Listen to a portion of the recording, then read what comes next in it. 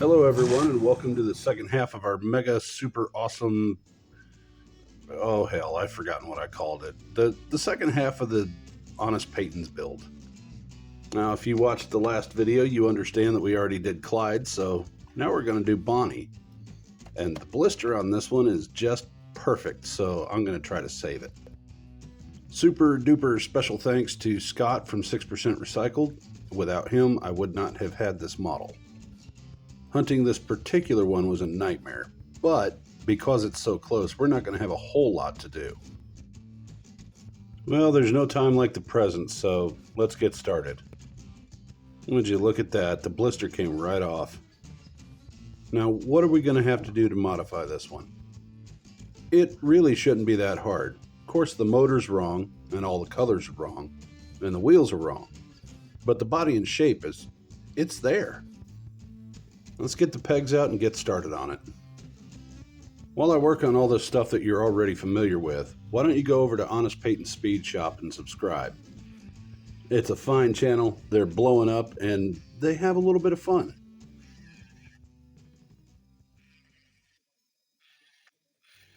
Well, there we go. Pegs are out. Now, as far as physical alterations are concerned, the only thing that I've got to do is cut out the brace between the firewall and the radiator. I've got to 3D print wheels and a motor. I've got to paint it. I've got to paint the interior and put everything together, but that's about the whole process, so you can just fast forward to the end. I'm kidding. Please don't do that. I really, really need the algorithm to like me. Since I'm fresh out of axles, I'm going to try to harvest these ones, but I'm probably going to need to get a donor out of my boxes. Of course, the interior has to be painted black before I pass it off to Foggy so that she can take care of the door cards and the seats. That said, since the body's in the goo, let's get on to the Tinkercad session and take care of that motor. Now, I've already got a pretty accurate motor for the car, but it's definitely going to need to be resized because Clyde's is quite a bit bigger than Bonnie's. Now, I'll keep the same basic motor as Clyde, but it's way too big. That's the first alteration. The second one is that the exhausts are all wrong, and of course the intake is wrong, so alterations. My biggest problem with this motor is that even in its smallest print, it's still going to be too big.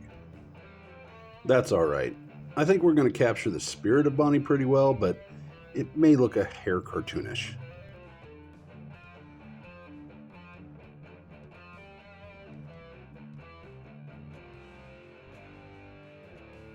Yeah, I think that looks pretty close. Let's get on to cleaning off the body.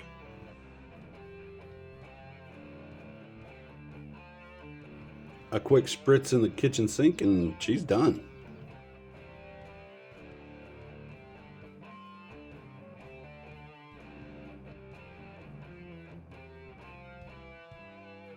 You'll see that I start polishing it before I cut out the support section between the grill and the firewall. That was unintentional. I suppose I was just excited to get it done.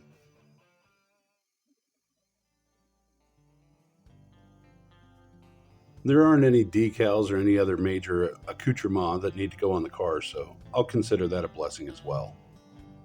All of the minor details can be handled in paint.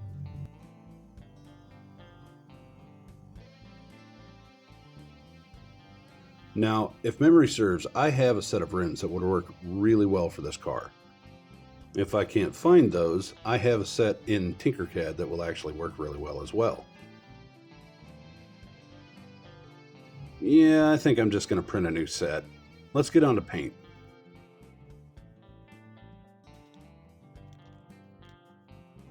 And from paint, I'm going to move on to a test fitting to make sure everything fits together correctly.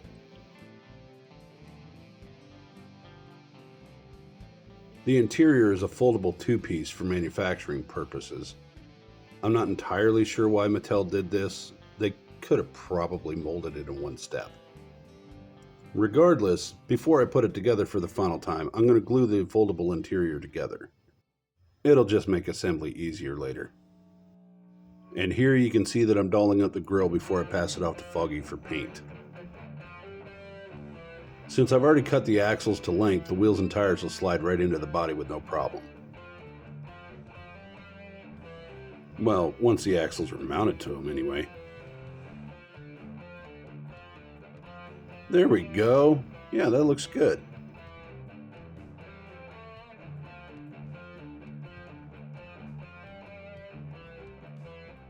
Just look at that. Bonnie's never looked better. Well, most of Bonnie has never looked better. She still needs an engine. Now, the first print of Bonnie's engine that I did was exactly the same size as Clyde's. You can clearly see it's a little large. There's the second one, but even at that size, I still need to cut out that brace.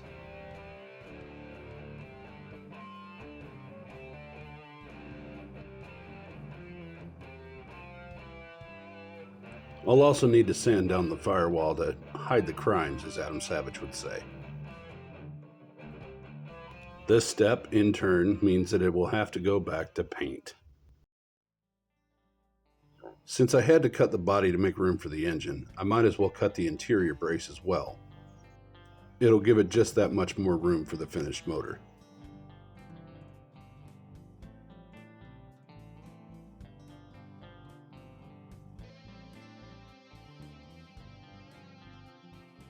Since the concrete floor of my shop seems to have the same properties of a black hole, I don't want to drop this and lose it. Little parts like this seem to disappear as soon as they contact the floor.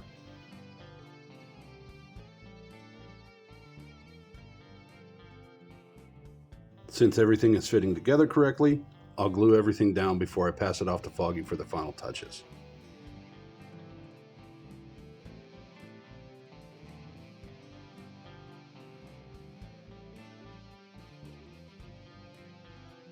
I thought I'd allow you guys a delve into my artistic mess of a brain.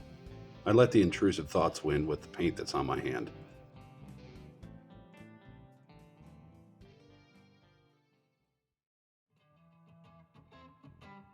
You see, it's a happy hand. His name is Fred.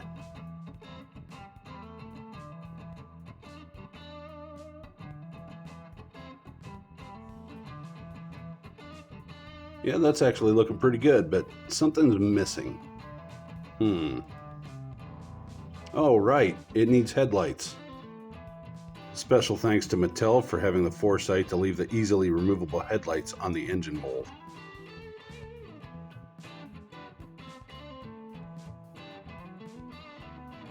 Easily removable? Yes.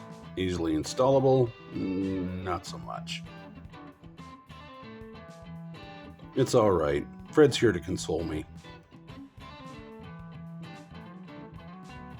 You see, doesn't his happy face just give you the warm fuzzies?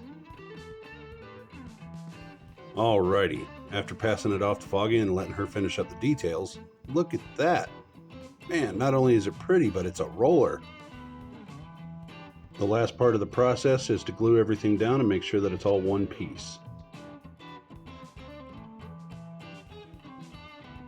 As I finish up, I'd like to say a super special thanks to Peyton and Chad from Honest Peyton Speed Shop. You guys are awesome. With that, it's on to the glamour shots.